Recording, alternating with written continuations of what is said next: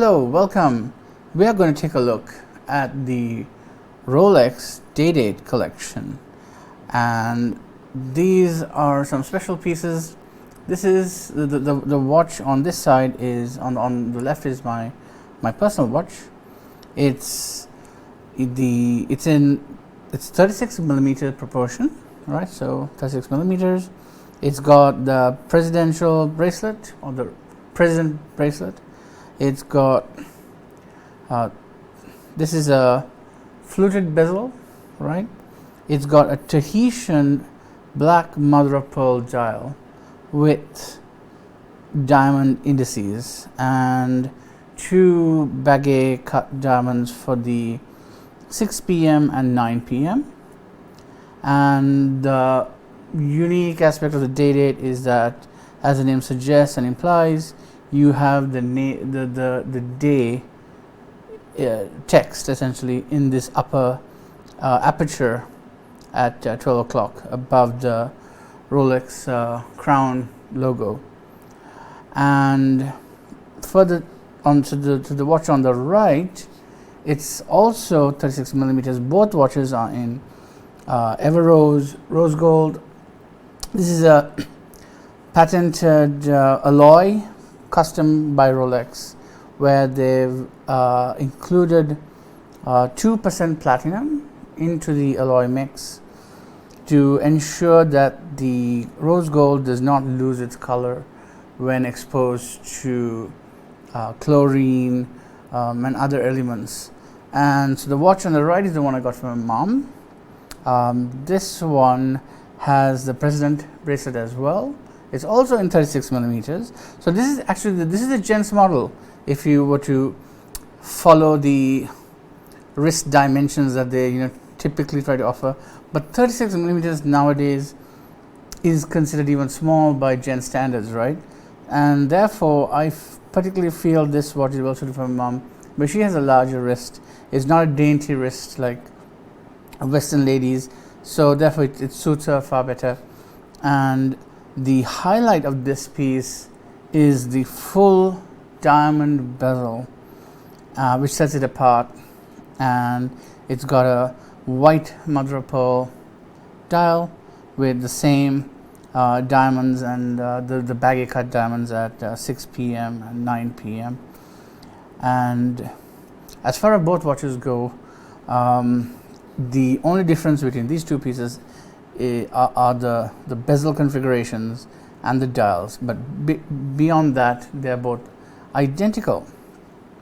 Now let me move my watch a bit out of the way and let's just take a look at my mom's watch for a bit, because this is a more recent purchase.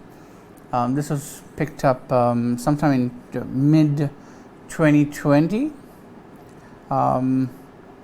right after the pandemic gone to full swing, I believe. And what I want to show you, this watch, it's taking out the box, it has hardly been worn, like maximum 3 occasions, I believe, or a little bit beyond that. But what I want to show you, that this still has the stickers on it, like some of the stickers at least. Didn't take all of them off, so it's got the stickers on the deployant clasp. So the hinge, at least, so there's one here, one there. I think there's another one on the underside as well. But the other stickers have all been removed. This hasn't been sized. It didn't need to be. I think one link may have been removed, as I recall. And let's just get a better look at. Let me see if I can zoom in and get us a better look at the diamonds, because they just love the diamond, the gem setting work. It's really quite something. Here we go. Now I think we can appreciate this watch a lot more once you get a close up, because those diamonds are absolutely gorgeous, and the way they've been, the gem setting is really something to be appreciated, and it's not something you see every day. And it's definitely something that I think everybody takes for granted. The gem setting is not easy because the way this works is it's this surface, the fluted bezel surface, right? Now in this case, not fluted, but the point I'm trying to make here is let me actually get a tool to help me indicate what I'm on about. Here we go. Right. So bear with me while I position myself a bit better. So now imagine we have two circles, right? We have the sapphire crystal. The edge of the sapphire crystal is say point A, right? That's a circumference point A, around point A at least, right? And then we have a second point which is lower down on the bezel, right? So we have a slope essentially. It's a horizontal slope, but still it's a slope nonetheless, right? From the edge of the bezel to the end of the outer edge of the bezel. That's a bit description. So there's an inner edge and an outer edge, and the bezel itself. Let me try to lean this better. If you look from the cross-sectional view, at least, there you go. The bezel is a disc of gold in its own right. Here you go, right? So that disc is essentially removed, and that is what the gem setter gets to work with. That section essentially, and so they need to set the stones into that, making sure that all the gems are perfectly aligned to that flat portion, and this goes right around. So so the gems are not sitting flat; they're sitting flat to the surface. But when you look at it, each stone appears like it's tapering away from the face, and this has been totally done intentionally to let the stones flare essentially and sparkle so much more. Now what I'm going to do is a little trick. Now we've got a single point source light here. I'm just going to use my phone, and I'm going to see if I can simulate another light source. Let's see, bear with me, let's see if I can do this.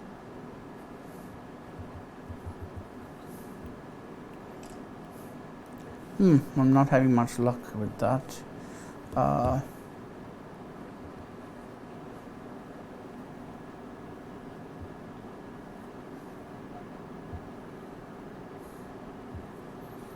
No, not having much luck.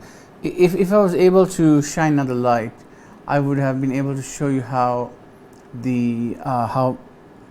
how much the diamonds sparkle essentially, because really it's when you're in a room with multiple light sources, that's when the diamonds themselves take on a total different personality, and it has to really be seen in person to appreciate that. Right, so let's zoom out again. Right, and just want to show you the Tahitian the black mother of pearl dial. Let's take a look at this one. So let's zoom in a bit further. There we go. And what's special about this dial, let me try and get a good angle. There you go. If you can now see that without the reflections in the sapphire crystal, you can see the green highlight, right? That green hue essentially, it appears at certain angles, and also, but what you may not see right now, at other angles, it takes on a strain of pink as well. So it's a mix between pink, green, and then in some angles it's like this dead dark brown, which kind of matches the rose gold tone, right? And then at other angles it goes green and pink again. I think that you can see some of the pink near the 9 o'clock. There you go. That's the best I can get you to do at the moment. And oh, there we go, now 9 o'clock has a streak of pink. There you go, and you can just see how that works out there. Yeah. So let me again zoom out a bit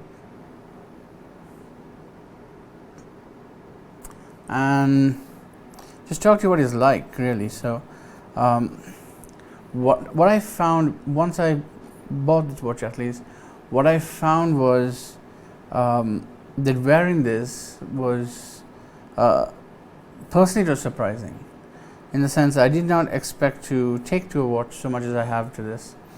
It's got certain heft. It's really comfortable and has that. It's a really great heft on the wrist. Once you've worn it for a while, you of course you do not notice it as much, but it's a reassuring sense of weight on your wrist. So now I'm going to slip this on. Yeah, I haven't set it. I just took it out of the safe.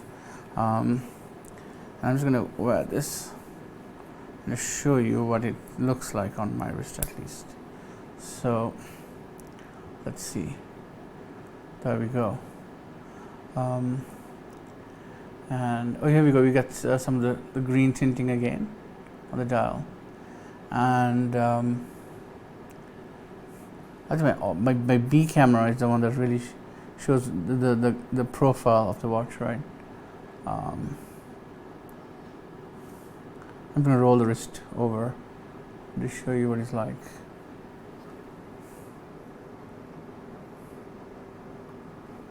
Let's zoom out a bit more. Yeah, and it really it sits on the wrist really well. The lugs taper really beautifully, and as you can see, the start of the lugs to the end is just totally on the flat part of my wrist. There's tapering of the bracelet, right? See, it tapers all the way down, I believe from about 20 millimeters to around 16. And from my previous video, this is what I'm talking about. It's a total, it's an end-to-end bracelet, right? End-to-end bracelet. The only clue that this is that there's a clasp here is this Rolex crown logo. So you just had to lift it up, and that's how you let the watch off. But it really is a wonderful timepiece to wear. And in terms of technical merit, it's got a twin lock crown, which is what Rolex refers to it in terms of the rubber gasket on it. And what the twin lock means is you can easily jump into a pool with this. Not an issue. And what's great with Rolexes now is that you get a 10-year warranty with any of your purchases. Yeah. Anyways, I thought I would show you the 2 day-dates in the family collection, let's put it that way. And I just want to show you the gem setting and what these watches look like on the wrist. I'm afraid I can't wear my mom's one because a link has been removed on my one. From the factory, new link was added to fit my wrist, and yep, there we go. Thanks for watching. Comment down below and let me know what you think. Oh, the dial there looks really nice. It's taking a different shade again, and this dial is really surprising. The one on my wrist, at least, it goes from colors to light to moody to it's wonderful. Yeah. Okay. See you in the next one.